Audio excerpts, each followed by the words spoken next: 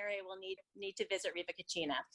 So with that, I'm going to turn it over to Jen and Massi, and just take it away. Wonderful. Well, thank you. Yeah, thanks for the opportunity and for inviting us to do this, Deborah. Can you turn it up to Phil? I don't know. I can just take just 2 seconds to tell a little story about Giarruta, which is a town in Italy which is famous for Italian ceramics. And when I was a senior in high school, or I'm sorry, a senior in college, I went to Italy. And my graduation present, all I wanted to for my graduation present from college was ceramics, was Italian ceramics from Giarruta. So I put a batch together, and that's what my mom and dad gave me for a gift. So it's really special to come full circle and to be doing this event with you, and been a big fan. Thank you. It's the first time I saw them in your store. Is beautiful. Oh, that's the lady. Heritage that you have. So it's really an honor to do this with you and to have some fun together. So as Deborah mentioned, we've owned Riva Cucina for 13 years. We just had April 30th, our first baby turned 13 years. And yeah, so we're really happy to be here, and we are in the planning stage of reopening. We did close temporarily at the as soon as we understood what was going on. We had lots of family over in Italy who called and begged us to close just to keep our little family safe and to stay home. So we're starting to get out of that and starting to reopen, and we'll be doing for all of our Napa friends. Hello, I can't see everybody, but everyone who's here, we live in Napa, but our restaurant's in Berkeley. We're about to begin a delivery service in Napa, and then reopen, of course, down in Berkeley for takeaway and for delivery. So I won't talk anymore because the important thing is to cook. Yeah. Hi everybody, so this is so today we are gonna play in the kitchen making a type of gnocchi. It's called gnocchi alla romana or gnocchi di semolina, where semolina is semolina flour, which is the main ingredient. The difference between the traditional dumpling gnocchi that you see in a restaurant or in a store and the gnocchi alla romana is obviously the shape and the main ingredient. What we're doing today is going to be a semolina dough and discs that will go in the oven and get baked. Where the gnocchi, the traditional gnocchi, is made with potatoes, and we make little dumplings with it. Potatoes. That being said, the ingredients that we're going to use are very simple. Gnocchi alla romana is one of those dish that is for special occasion, but it's also like on an everyday table. Like it's very versatile. Like it can be like a main course, it can be a side for like some braised meat, and it's really tasty. So sometimes in Italy, especially in Rome and Lazio area, it's used to celebrate something joyful, just because that's the experience you have when you eat this kind of gnocchi. It's a joy. So main ingredients, again, semolina flour, milk, butter, egg yolk, parmigiano, and a little bit of salt. We are finishing it today with a vegetable sauce, which is featured asparagus, fresh asparagus, salad carrot onions. And one thing that I forgot to mention, if you, most of you I think are on mute, if you have any questions while we're going, or if he's going too fast, just speak up, unmute, and feel free. Just do it loudly, because we had to put the camera far, far away from us so you could see our counter. So just wave your hands, yell to us. Okay, so I'll start with the milk. So we have to bring the milk to a boil.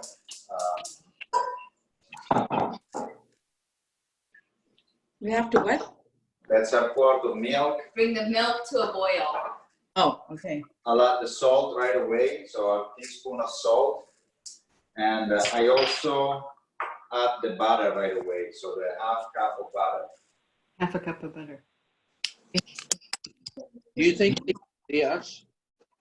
Well, and everybody got those who are cooking along, you have the recipe, correct? Do you need him to slow down on quantities?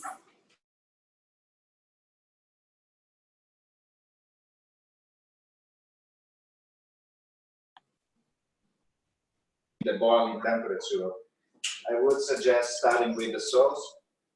So I have my pan here. Use like a little bit of extra virgin olive oil.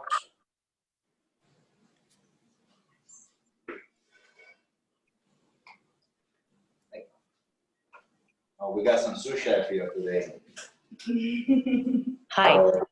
This is Luca and Julia. Yeah. They are wonderful sous chefs. I think I just They did. helped prep all this. I know. Okay. Okay, ciao. So warming up the oil for the vegetable and asparagus sauce. When the oil kind of like double in amount and you see that it gets really loose, that's usually the right time to add the vegetables. So I add the sofrito first, so the diced celery carrot onion. That's basic. Yeah, sofrito in Italy, it's the base for many recipes, like whatever it is, like a bolognese sauce or a good tomato and basil sauce, braised meats. Sofrito, equal part of celery carrot onions, does the trick. Like you start with that one and the flavor of your end up product, it will be improved. So celery carrot onions are going with the olive oil. I have my milk, butter, and salt going for the gnocchi. And I see Jenny here has a cocktail going, and I have a glass of wine. Cheers. It's a pure TV hour. So talking about wines, I would say that if somebody wants to do a pairing for just the gnocchi alla romana, so the basic recipe, now there is milk, there is Parmigiano, there is butter. I would say a Chardonnay, it's a really good pairing. If you want a red one, an Amarone will work great. And everything else that will go along with it depend also on what you're topping your gnocchi. You can go from usually like a crisp light white, whatever is a Pinot Grigio, Pinot Blanc, a Vermentino, even a young Riesling or a Sauvignon Blanc, in my opinion, will work great. So that's the one we had open was Azure, and it's wonderful. the rosé. The rosé, but it's a beautiful Provence style dry rosé. It's really good. Yeah. So we have to be really good friends with the winemaker. yeah, and because we live in Napa, we are lucky enough to have a lot of good friends in the wine industry. So it's fun to just like cook and try along all our friends' wines.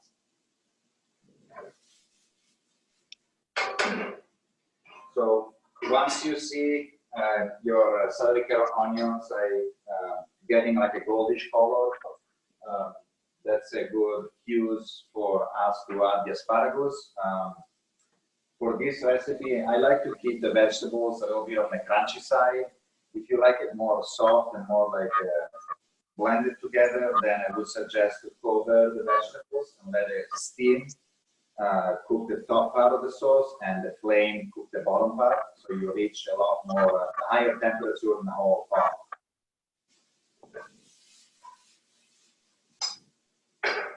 Another fun thing, speaking of the gnocchi alla romana, like here we say, Tuesday is Taco Tuesday. In Italy, the day for the gnocchi is Thursday, traditionally speaking.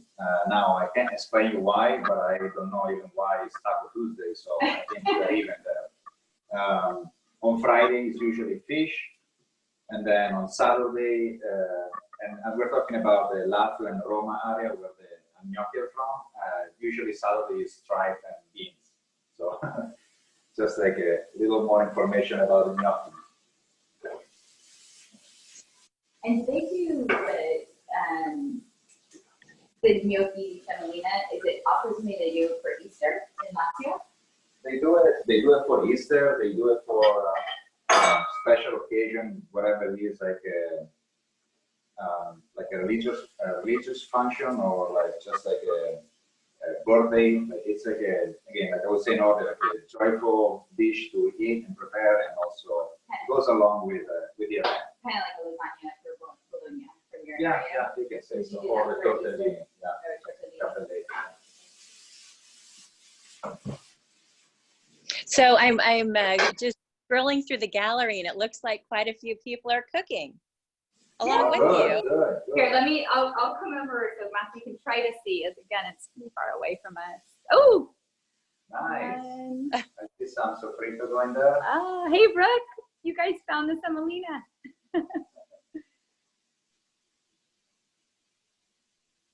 Oh, this is great. Hi, Caroline. Hi, Lawrence. Oh, Okay, look at all so, our friends.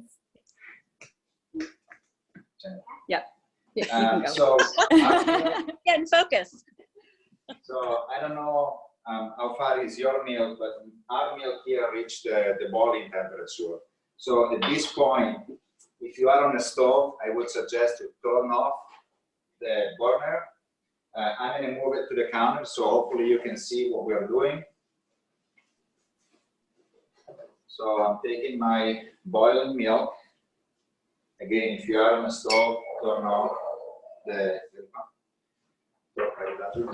turn off your burner, and then if you have, like, I am lucky enough to have like a great sous chef that can help you, like, gently pour the semolina in the milk.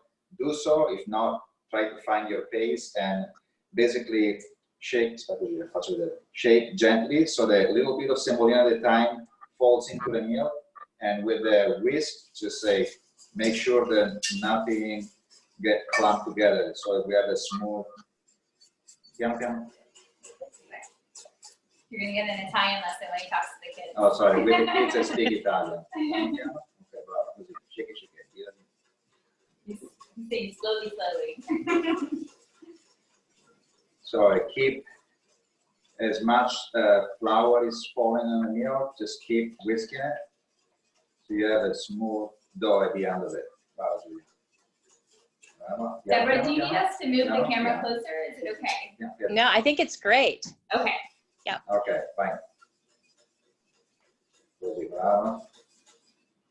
Bravo. So as the semolina is falling on the milk, I see it like thickening, which is what we want. It's a nice blend. We'll work with a whisk 3/4 of the way. So at least until all the semolina is in the milk. Yeah, okay. And did you notice the beautiful ceramics that we're using? So I don't know if you can see it, but like it's relatively nice and smooth. I'm gonna keep mixing it. It's gonna become hard, but it's not too hard to work it with your hand. And as you notice now that you start see the bottom of the pan as you mix it, that's because the gnocchi is forming, so the dough is getting thicker. It's not liquid anymore. At this point, still, we're not going back on the stove anymore, at least for the gnocchi part. At this point, I'm going to introduce first the Parmigiano. Same thing, like you don't need to worry about Parmigiano clumping. That's actually tasteful when you have a little clump of Parmigiano, but like that's rather than semolina flour. So I'll. Can you explain about the Parmigiano? Yeah, well, yes. So Parmigiano and butter are normally and traditionally speaking used in northern Italian recipes. And I think about in 1800 there was this big dispute about like the originality or the origin of the gnocchi alla romana, from Rome, but they use pecorino rather than Parmigiano, and they use oil rather than butter. Well, in 1800, the culinary expert of Italy, Pellegrino Artusi, he was the one that was ruling everything. Everything he would say about food that was the law. He said Parmigiano and butter are the exception to the rule, and the semolina gnocchi are from Rome. So that was it. No more discussion. So the Parmigiano and butter are those two ingredients traditionally from northern Italy that get incorporated in a Roman dish. So right now we have semolina done, milk is all incorporated, the Parmigiano is all there. Hi, can we ask a quick question? Of course. So our semolina is in, and it's very thick. We haven't added the Parmesan cheese in. Can it be too thick, or do you need to add a little liquid? Do you have, yeah, can I see it? Sorry. Like it's supposed to get thick. That's very the goal. thick. Let me see. So this is mine after semolina and Parmigiano. So it's a nice paste. I don't know if you can see it. See, definitely separate from the bottom. It's not bottom. Is that familiar? Hopefully, Yes, does it help? you. Yeah, very helpful. Thank you so much. Okay, so here's the deal. Now that we incorporated all the other ingredients, the last one we want to incorporate is the 2 egg yolks.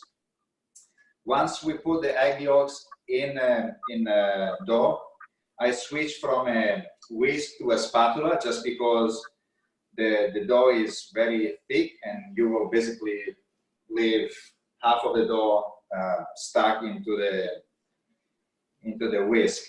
We have to do it really fast because the eggs will cook if we don't mix and incorporate the eggs to the dough fast enough. And you'll have like scrambled eggs in the middle of the dough. It's not a big deal. It's really easy to do. So I'm going to just say, throw the 2 egg yolk, break it, and then start incorporating and mixing it with my spatula. That one will make the dough a little bit looser. So that should be helping with the consistency of the semolina flour gnocchi. And it's also because of the deep color of the yolk, you should be able to see once it's well incorporated into the dough. All right, so mine is ready. And if you're not ready yet, that's okay. We're gonna do that little food channel trick that we have dough chilling in the refrigerator right now. So you'll have time to catch up before he moves on to the next. All right, so mine is ready. I have here a sheet pan. I put a little bit, I put a sheet of parchment paper on it. And I'm going to pour the dough on it. So Massi, we have a question. Yes. Cara Giannini is asking, she says that theirs is a little bit sticky. Is that okay? Yes. Yes, the stickiness is fine. It's all part of the plan, so that shouldn't be an issue at all. So just to let you know, I just pour my dough on a sheet pan, and with my spatula, I'm gonna just flatten the dough to about maybe like a ½ inch, more or less, quarter of an inch to a ½ inch. You can pull it back, close you a little bit. Oh, I'm sorry. Yeah. If you want, you can use another sheet of parchment paper, put it on top, and use that one to flatten, but just be advised that the dough is still really hot, so by hand, it's going to be hot. So. And Massi, if people don't have parchment paper. Yes, if you don't have parchment paper, you can just say a little bit of butter on the bottom of the pan, cooking oil, or the spray, you know, I never use it, so I don't know the name of it. Like Cooking spray. Cooking spray, yeah, sorry. You can use that one too. So Massi, a couple people are asking, they're saying theirs is clumpy. Is clumpy okay? Yeah, it's fine. Again, like when you are in this phase of like flatten it, the dough on a sheet pan, that's when you can squeeze it and like spread it a little bit. Push it down. Push it down. And the clumpy might just be from like more semolina flour going in faster. It could be that, or it could Or be the Parmigiano. Parmigiano. Okay. If that's the case, it's fine. Like we'll see it once it's cooled. Once the semolina gnocchi is cold, and what we can do about it. Because the thing is that even if you have a couple of clumps that you can see and you think it's semolina flour, once this one is cold and we go to cut it, you can just avoid it. Like you can just cut a disc and leave the clump on the side, and don't worry about it. But anyhow, my gnocchi is ready for the fridge. Basically, what we have to do now is cool it down to the point that it's easy to handle, and then we'll cut it and we'll finish it. So it goes in the fridge. Just a quick note, because of like our time frame, I'm gonna put it in the fridge, but in my fridge I don't have anything that will spoil. Once you put anything that is really hot in your refrigerator at home, the temperature of the refrigerator is going to rise. So if you have milk or delicate ingredients that you don't want it to spoil or reach a higher temperature, then maybe you want to wait to put whatever item you have to refrigerate it a little bit out of room temperature and then finish it in the fridge. For right now, my fridge is pretty empty. Tomorrow it's... Because we have 2 in the garage. And you moved That's this it. everything out. So I'm going to put it in the fridge. One more. So there were a couple of questions, Jen, that you might be able to answer. One is, can you tell us about the delivery service and the GoFundMe for Riva Cucina? Per favore. Oh, sì, certo.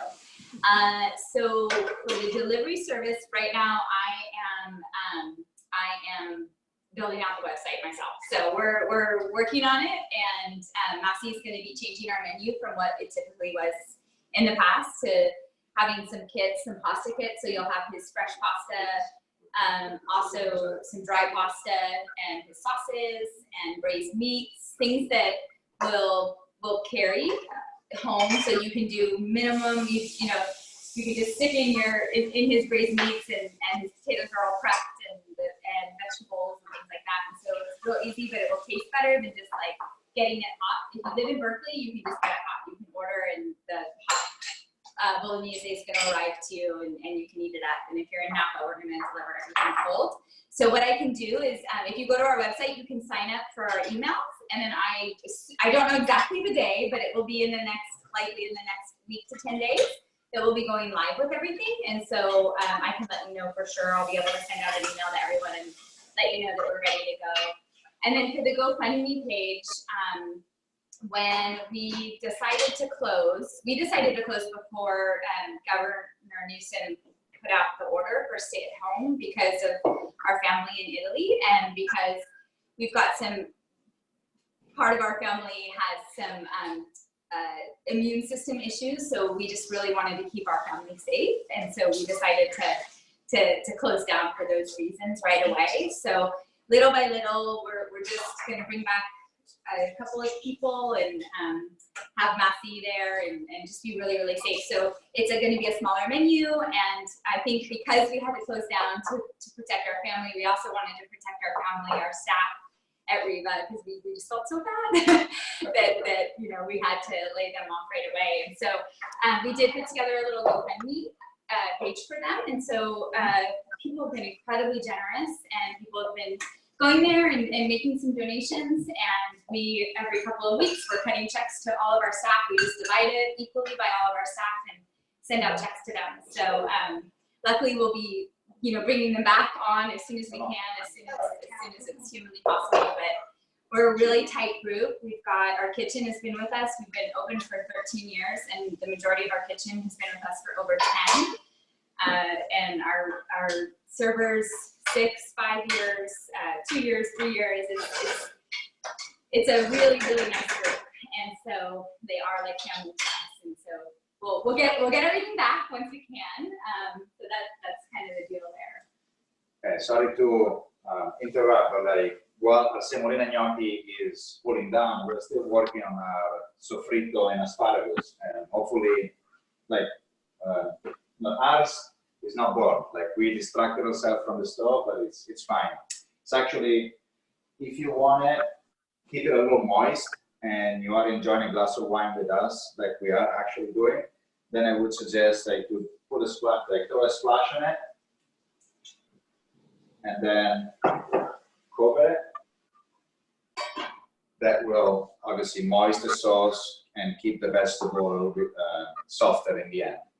And also, like, it will tie to what you're drinking, what you will be eating later. And did you tell people to feed it again? Are people to feed it again? Yeah, the other thing you can start doing now is to turn on your oven if you haven't done it yet. We set ours at 350 because it's a convection oven, so it will blast the heat faster and more evenly. If you have a traditional traditional oven, like a gas oven or non-convection without a fan, then I would suggest going higher at 375, so that by the time we are ready to put the gnocchi in the oven, the heat is going to be there, and we'll get a crust and a caramelization of the Parmigiano right away. So let's see. Our sauce is going. Wine is going. I'm going to add a little bit of salt, and I usually add the salt halfway through, just a little bit, so that what the salt does is to help you extract the liquid from any of the ingredients you are cooking with, so that that ingredient is cooking its own liquid and juice. It gets softer quickly, and the flavor is still there, but in a short amount of time. So I think, again, because of the little cheat today, we made the gnocchi earlier. I'm going to grab my sheet pan of the gnocchi, and I'll show you how I'm going to cut them. Okay, there are a While couple you're of doing that, you move this out of the way, and I don't know if that's a good time to talk about the pottery. Okay, so so I don't know if everyone can see the Domiziani, which is the Italian maiolica that Jenna and Massi are using today. So Domiziani is a new artisan for us. We've just in the last year brought them on, and they do really innovative, much more modern designs, which we're really excited about. They've done extremely well. They have really interesting, innovative shapes. So you can see here, this is one of the bowls that we have. And in addition, there's chargers, and there's small condiment bowls, and dinner plates, and a lot of different really interesting designs. And we also have some really bright colors. It's definitely art for your table. So thank you for using those today, because I think your beautiful recipe really looks great in this design. Thank you. Thank you for sending it. And to be honest, what we are doing today is an experience, and it will last as long as your meal will last. But what will cement this experience is like a dish like this one, where every time you take it out of your credenza, it will hopefully remind you of a great event you lived through the dish, through the pottery. So that's my little thinking of it. Like, we are just like an ingredient alongside with the dish to a fun night or a fun event. Yes, yeah, absolutely. That's how we think about it as well. So I have a question that someone is asking. Kara's asking. She said, "Is that balsamic vinegar behind you, or what's that behind you on your counter?" Oh, it's not. It's. Oh. Go ahead. So this one, those are like it's an extra virgin olive oil that we infuse with rosemary at the restaurant. So now we moved our production at the house. I mean, like the bottling at the house. So that's what it is. It's all bottles of extra virgin olive oil blended with rosemary. So I bottled it. I just bottled them all, and then I just had to move them up from here where I was working over there. And it's our olive oil that we serve at the restaurant, and we sell the bottles, and we're just preparing for the delivery and pickup. So we're bottling a lot of olive oil. So someone's asking, where's the olive oil from? So it's two different extra virgin olive oils. One comes from Lodi, and the other one comes from Gerber, which is in Northern California. So now one is east of us, and the other one is north. They're different profile. One is more grassy, the other one is more bold. But like blending it together for the meat that we have at the restaurant, it's a great taste. So I've been tasting olive oil for a while, and once I found those two different ones and blended together, I thought that was a good ingredient, a good extra virgin olive oil blend for us. And you slowly. Yeah, and then for the bottle here, for this particular project, we infuse it with low heat infused with rosemary. It's really good. And then you have to sprinkle a little salt on top. You can use it for dipping or as a finishing oil. Are you going to use it today? We use it as a starter. Yeah, oh, you use it as a starter for the sofrito. So a couple comments. One, this is Giorgio Boldrini's favorite olive oil, which is a really big thing. Oh, it is? Yeah, Since he was little, he would come to our house. Yes, and I know that you'll be selling it, but we're also starting to sell it at Biordi, and it's like our top seller, you know, over literally in the last like couple of days. We've actually sold more of that than anything else. So anyway, I think it's a winner. That's great. Giorgio gave us some confidence in the early days. Yeah. He's an expert in olive oil, an extra virgin olive oil, so it's a great compliment. Yeah. Thank you, Giorgio. Okay, so I'm gonna start cutting the our gnocchi. Again, probably yours are not cold as mine, but that's because I made it this morning, so it's a little cheap. Can they cut now, or should they wait? You can cut it now, but again, it's probably still too hot to handle, and it might be too hot to like move it from the disc you cut to the other pan, so it might break. So just watch this part. Yeah, just watch this part. I mean, if you want, you can try, or you can slice it if you don't want to cut it around. Like traditionally speaking, it's a disc, and to cut it, I found this thing in the kitchen. We just moved here, so it's about 3 inches in diameter. You can use a glass, you can use a jar, anything that you may have handy that is like 3 inches in diameter, like a wine glass will work. Just be gentle because it's glass. What I do, I just dip it in a little bit of butter, so the butter will prevent the disc to be stuck on my cutting tool, and then you just start cutting. You just push in, half turn, and you have your gnocchi. So that's it. That's a disc. What I'm doing now with it, I have another sheet pan, like a smaller one for the few portions I'm going to cook today.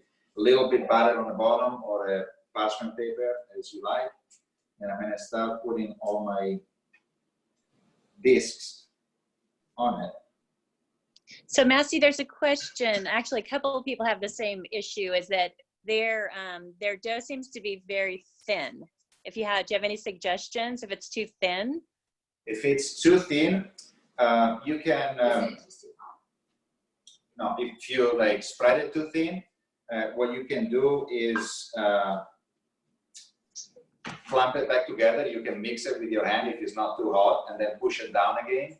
The warmth of your hand will allow the dough to be like worked, and it's not going to be breaking apart. And then you push it again down on a sheet pan in a thicker manner. So I think it's not that point. It's even before it gets there. It's too thin. Yeah, okay. The dough is too thin. Okay. Then I would just wait put it in the refrigerator and wait a little bit. Again, as I was saying, you would want to wait at least half hour to 40 minutes to make sure that the dough sets and it's cold enough. And that should do it. So I'm going to keep cutting. Again, like I'll do a few just for the purpose of. Now, the other thing we experimented the other day when I cooked it for the first time for the family, you get all these little trims, especially when you go to the second row, it becomes like little stars of gnocchi dough. What we did, so you can do two things. You can take it, mix it with your hand, and squeeze it down, and you have another little bit of gnocchis that you can cut. Or we did stick them in the oven, left them in the oven for a longer time until they become really crispy. And they're like fun little snacks. The kids were fighting over it. So we don't throw away anything. So someone asked, how thick is the gnocchi at this point? Can you show it a little closer to how thick it is? Yeah, it's about, I would say like maybe roughly ½ inch. Yeah. That looks perfect. 3 inch. Well, perfect. Thank you. I'll take it. It's the camera and the lighting, but it's edible. Like so, 3 inch in diameter roughly, and about ½ inch roughly. That's my goal. And you can obtain it with I was looking earlier with a wine glass, like a red or a white wine glass. That's about 3 inches. Again, like be careful when you press because it might break. A little bit of butter. Vuoi aiutare?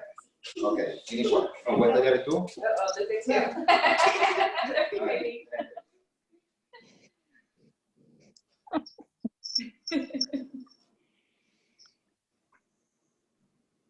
Ok.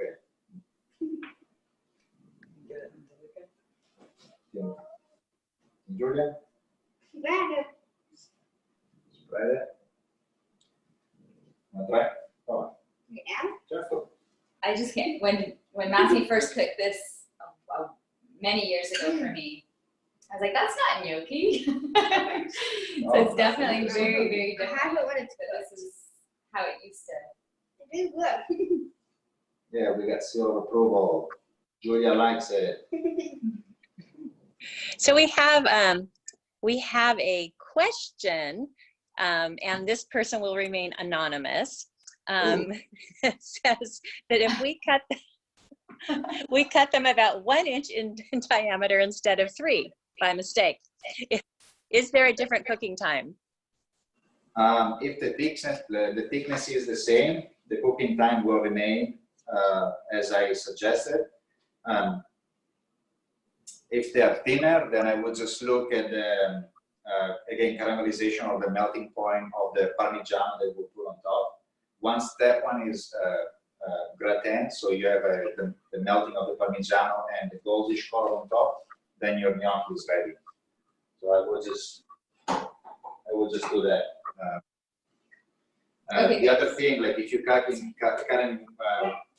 1 inch diameter, it's going to take a little longer for you to complete the dish, but it's going to be a great side. It'll be more like the gnocchi we all have in our brains. Yeah, that's true. Yeah. Oh, and one more thing. Like sometimes there are allergy or intolerance.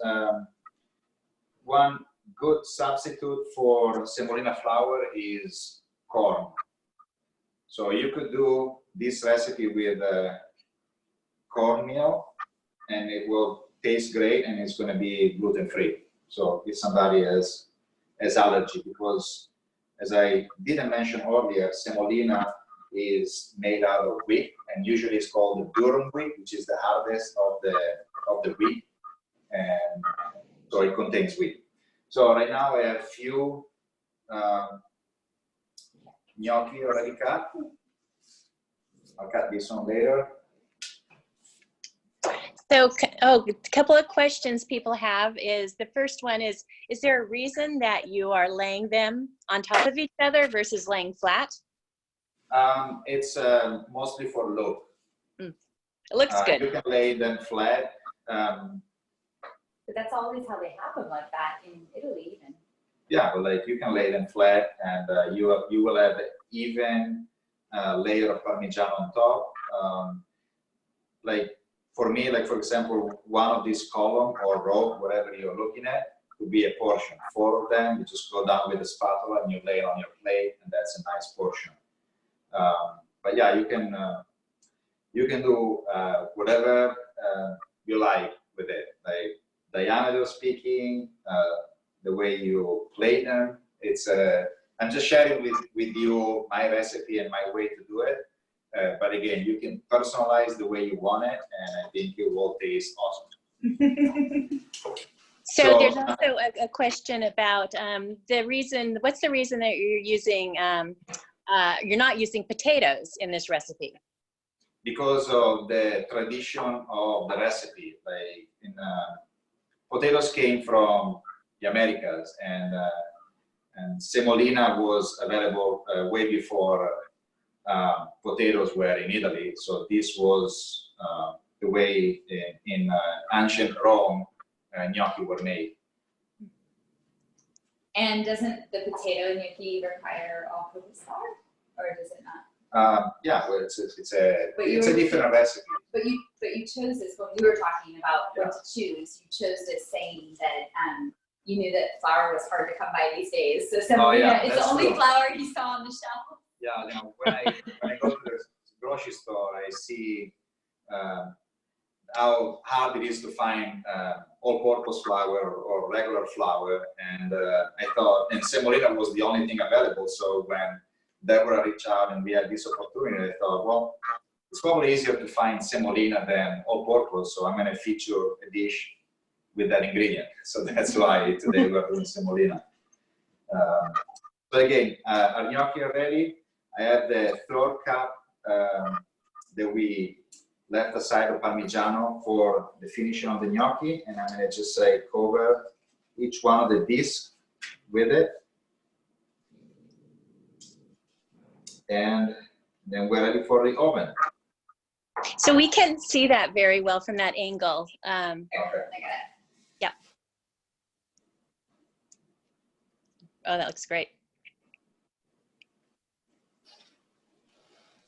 The Parmigiano will cook, caramelize, and crust the gnocchi, so you'll have the little crunchiness up front that will be really, really good.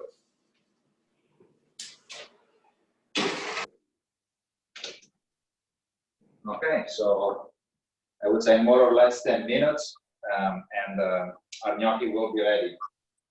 In the meantime, checking on my asparagus and sofrito. That's ready. The vegetables and the asparagus are tender. Does it smell good? Yes. Yeah. I love the sofrito. Julia's good.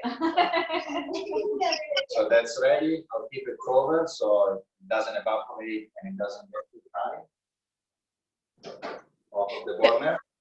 So there is a question is, if you don't bake all of them, can you freeze, how long will they last, and can you freeze them? And what's the best way to store them? You can freeze them. You can dice them, pre-portion them, and then freeze them, or just freeze the whole thing, the whole dough, and then warm it up later on. In the fridge, they will probably last 4 to 5 days. In the freezer, I wouldn't push it more than a month, but to be honest, I never tried. I know that some pastas, when you make it fresh and you freeze it, after a while, because of the freezer being humid environment, like the pasta will not do well past a month. So I would say 4 to 5 days in the fridge, about a month in the freezer. Thank you. No problem. Cheers. Cheers. Cheers, everybody. Cheers. Cheers. So as there anyone that would like to show us how you're doing if we look at the gallery view? I'm gonna get closer so I can see it because from the distance, my eyes. Hi. Oh, those are beautiful. Oh my gosh, look at that. Look big. Nice. Thank you. I cooked them. I'd started them before just so I could see if I was doing it right, but they're not crispy. Are they supposed to be crispy? Crispy will be like if you keep it a little longer in the oven, they will get a little crispy. The crispiness is just like an add-on touch to it. The dough is already cooked anyway. Okay. If you want to just use it as it is and you need the crispiness, oh, that's a nice sofrito and asparagus. Sorry, I'm just looking at all the cameras. So you can keep it in the oven a little longer. And again, if it doesn't work for you, the crispiness doesn't get right away, you can always turn on the broiler for a minute, and that will definitely give you the caramelization and the crispiness on top of it. And Brooke, I'm so impressed having that little baby there. And he's so cute. It's the first time I'm seeing him. Well, I see. Good job, you guys. I see a lot of gnocchi going. Okay, I might We can see. switch it like Oh, this. wow, there are more people. Whoa. Now I'm going to get shy. Like, all these people? Oh, man. We have a big audience. We could only see 9 at a Gallery. time. Oh, look at everyone. Okay. That looks great. Wow. Look at all these. Thank you all. Good Thank you all. job, guys. That's great. How That's fun. all the people. Great, fun. great. Oh, I'm pleased. oh, Julia just saw Luca's teacher. Well, that's great. Any other questions? Do you guys have any other questions while we're waiting for our gnocchi to be ready? So we do have one. Is it okay to use zucchini instead of asparagus or any kind of vegetables that you like? Definitely. Highly encouraged to use your favorite vegetables. As I was saying earlier, the gnocchi alla romana are very versatile. They're good as they are once they come out of the oven. Or if you like zucchini versus eggplant or asparagus, sauteed corn. If you want to use it as a side to meatballs, in Rome, they use it for meatballs as a side, or braised meats. It's really good with braised meats. I vote for that one. Yeah, but zucchini, for sure, for sure. And even, would you put like the bolognese sauce on? Yeah. Ragu? Yeah. Yeah. Oh, no, Yeah. no, Yeah. that's a no. It only goes with tagliatelle. That's. I can't lie. Sorry. So we have another question. If you were going to make a potato version, how many potatoes and eggs would you boil to bake the potatoes, or is it an entirely different recipe? Yeah. So one thing to say, in my potato gnocchi, I don't use any eggs. So I just use potatoes and flour. And the ratio is 3-to-1. 3 parts of potatoes, 1 part of flour. And that's the recipe I've been using for many years. So hopefully that helps. If you use a cup of, 3 cups of potatoes, then you use a cup of flour. Hopefully that helps. And that way you do like a vegan gnocchi, if somebody has a vegan preference or diet, and the gnocchi will still be good and thick, easy to work with, without the need of the eggs to be in it. So do you steam the potatoes is one question? Yes, so you boil the potatoes with the skin. You want to leave the skin on it because the skin protects the potatoes to melt in the water. Once the heart of the potato is soft, you turn off the fire, strain your potatoes and let it cool down. Once they are cold enough to be worked with your hand, you peel them, and then you squeeze it with a ricer and incorporate into the potatoes that 1 part of all-purpose flour into it. So we have some other questions like, can you share your Negroni recipe? And that's it. Absolutely. That's Jen.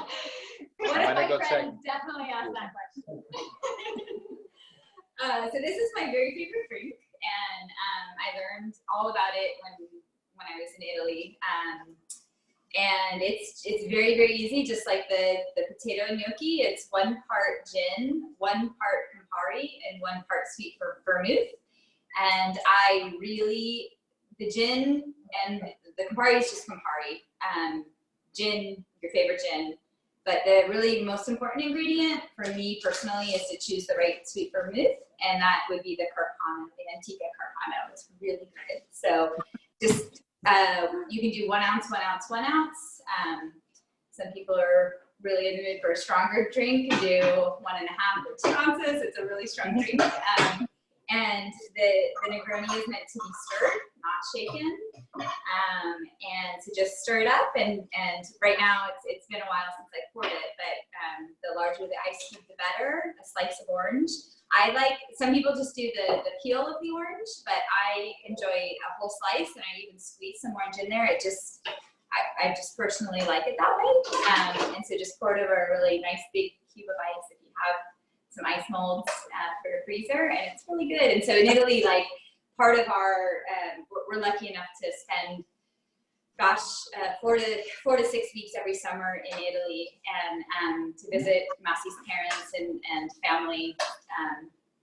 And so every day it's aperitivo hour, and so we go out and we have the Negroni is much stronger. So the Negroni is actually, because it uses gin, Italians, like when I go and it's aperitivo hour and I ask for a Negroni versus an Americano, which has club soda instead of gin, or a Negroni sbagliato, which is Prosecco instead of gin. That's more along the Italians, let's see, what they're used to, the hard alcohol. It's less popular in Italy to have a strong gin. A strong gin would be more for after dinner, kind of more drinks after dinner. So everyone's always like, Negroni, no, you meant to say, maybe you got the Italian wrong. You meant an Americano. I'm like, no, I like Negroni. I'm American. And they're like always like, that's the bomb. So it's cute. But again, it does constitute an aperitivo, and it's just, for me, it's a perfect drink. It's very bitter, so sometimes you have to get used to it for a little while, but it's wonderful.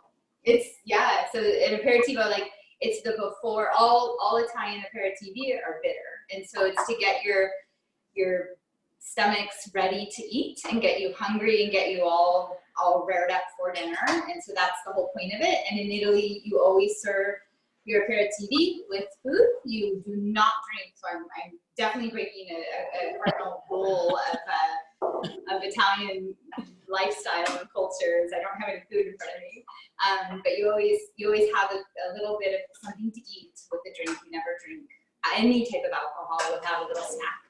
So that's that. Sorry to take over, but our gnocchi are ready for plating. I got it from the oven, and I'll show you the way they look. Hopefully the lighting is going to be good enough. I don't know if you can see it. You have nice goldish color throughout most of them. Hopefully you can see it.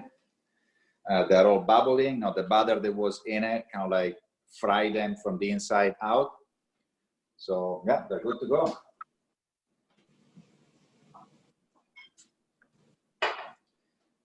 Let's do 6.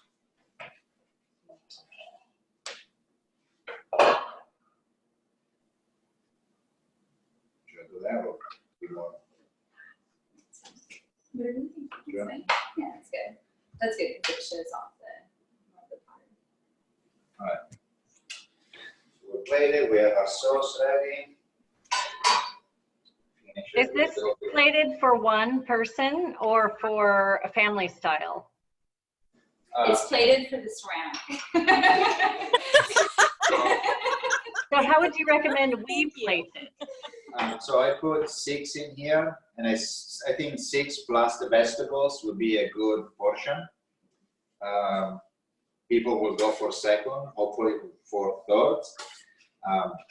But I think like 6, if we talked about a 1/2 inch high and a 3 inch diameter, is a good, it's probably about 100 grams. So Yeah, Thank you. It's sounds filling. good. It's a It's nice filling.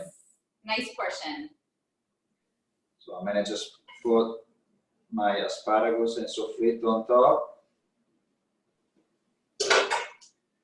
And then because I'm from Emilia Romagna and Parmigiano goes on everything, I'm gonna just finish with a good Parmigiano on top.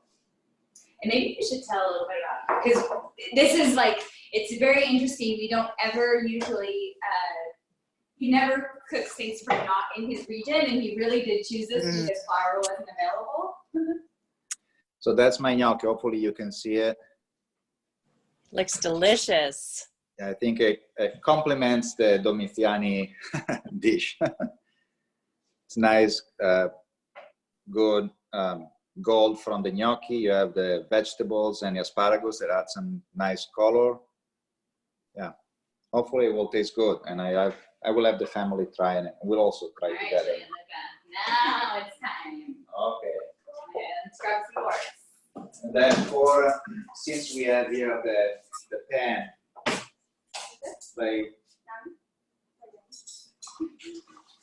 sometimes you would put this one in the middle of the table. People will help themselves with it.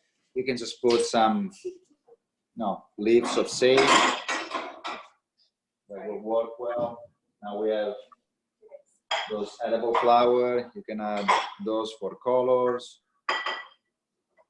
Compliments of ivy if you're on watching. You have a little side dish or main course if you want to put it in the middle of the table and people help themselves. And that's like the basic and the traditional gnocchi alla romana. We have the variation with the asparagus and sofrito. Beautiful. So we have a question, and we'll need Yes. to do this. Sorry. Is can you post Riva Cucina site and social media handles, per favore? Grazie mille. That's from Matt Boncristiani. Do what? I'm sorry? So to post the Riva Cucina site, is it just sure. it's just rivacucina.com, right? RivaCucina.com. Yep, it's RIV is in Victor A CUCINA.com. And then And the I think social. you know, to be honest, I don't even know. I think if you just search, I think it's just at Riva Cucina on social media. We've been busy having a restaurant and children. All social media came after we opened Riva. So Facebook didn't exist. It was the year the iPhone came out. That just shows you. And we had these two within the first 3 years of being open. So in a 3-year period, we had 2 babies and Riva. And we lived 100, it was a 100-mile commute back and forth. It was a lot. Wow. So there's I a don't lot of remember our social comments. handle, but again, it's on our website. There's a lot of comments. It looks delicious. Can you serve this with tomato sauce? It's gorgeous, too pretty to eat. So there's Great. How's everybody doing? Are there any questions? How are you guys all doing? We want to see your dishes. We want to see your sauces. If I know that maybe you're not there on the final step, but are there any questions? Let's see. We're gonna scroll through our photos or our images. Yeah, we're pretty happy with ours so Nice. far. So this is looking good. Okay, we're gonna put it in the oven and enjoy. That is Sounds awesome. great. Yeah, they look great. They look great. Yeah, let's see. Those are great. Oh, he already showed them. Yeah, we're scrolling too. Great. That's wonderful. Well, good. Well, so here's a super ancient, again, Romana being Roman. This is from way back in the day, before potatoes made their way over to Italy, and yeah. Somebody's going for second. I made a pizza, but with just cheese and bread. Wait, could you say that? Sorry. Well, who was that? Hold on 1 second. We're gonna scroll to find you. Can you wave your hand? That's Haley's. Say it again, Haley. I made a half cheese pizza with just cheese and bread because I couldn't find the pizza sauce. Oh my goodness, how does it taste? She's cooking alongside mommy and alongside you. Oh my Sounds goodness, how great. exciting. How Creative juices are flowing. That's awesome. Maybe one time when all this is over, we could come over and taste your pizza. How about that? Good. That's awesome. All right. Are there any other questions? Maybe Yeah. from anyone? It's okay. We're fine. 10%. Look up. It's okay. Well, the battery is beeping and it's getting low. Sorry. He's just asking if we go get a cord. The technicalities, I'm not used to it. Yeah. Okay. So any other questions or comments? So there was a question. My dough is in the fridge. It seems way too runny. Any ideas? I washed it off. I would just say again, let it sit in the fridge a little longer. Again, because usually refrigerator are in a household are smaller environments. Once you put something really hot, the whole refrigerator warms up quickly, so it will take a little longer to cool down. If that doesn't help and it's still very runny, then I would scrape it into a pan and cook it a little longer, just like until you see it thickening. So there's a what I would say. question. Do you snap half the asparagus off? Stalk off. Sorry, asparagus stalk off. Do you? I'm not sure what that means. Do you snap? Snap the asparagus stuff off. What does that mean? That's a. It's me. You know, do you go like this? Do you snap it off, or are you using the whole asparagus? I use like 3/4 of it. It's a discussion we had the other day when we made a test run. Yeah. I was slicing asparagus and Jen was like, "Wait, you're not snapping in half?" I was like, "No, I just." But you cook it for. My mom taught me you have to snap. You snap where it's soft. We just had this conversation. Yeah, no, I use most of it. Obviously, it depends also on the kind of asparagus you buy at the store. Sometimes it's asparagus dips. Say it again.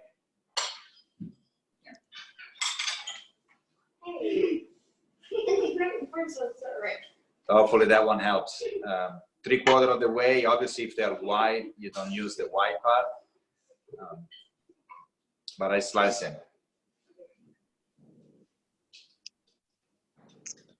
All right. There was comments here that they hope that you don't get too busy to be able to do these kinds of events, cooking events in the future. So it does seem like there's people that are very interested. Well, this was this is seriously first time. We have friends, I think, who are on right now. And earlier, they're like, "You need more light. You're not seeing more. What are we doing?" Very genuine about it. That is great. And this session is recorded. So I know a couple of people had asked me if they couldn't see it, if I could forward it to them. So let us know if you're interested in seeing the recording.